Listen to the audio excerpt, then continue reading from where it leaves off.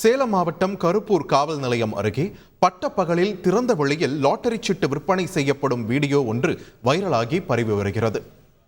மூங்கில்பட்டி ஊராட்சி அருகே சோரையான்காடு கரட்டுமேட்டில் பல ஆண்டுகளாக லாட்டரி சீட்டுகள் விற்பனை செய்யப்பட்டு வருவதாக கூறப்படுகிறது.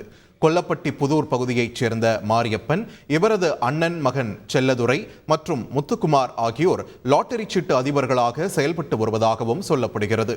மூங்கில்பாடியைப் போலவே கருப்பூர், தட்டாஞ்சாவடி, கோரிமேடு என சுமார் 10க்கும் மேற்பட்ட இடங்களில் கிளை அமைத்து தமிழக அரசால் தடை செய்யப்பட்ட லாட்டரி சீட்டுகள் விற்பனை செய்யப்படுவதாக புகார் அளிக்கப்பட்டுள்ளது.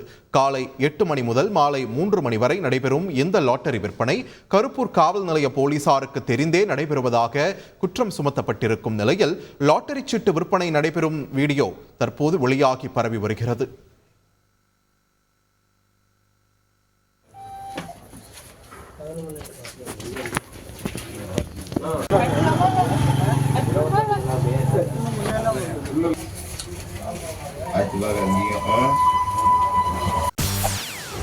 செய்திகளை உடனுக்குடன் தெரிந்து கொள்ள உடனே சப்ஸ்கிரைப் பண்ணுங்க.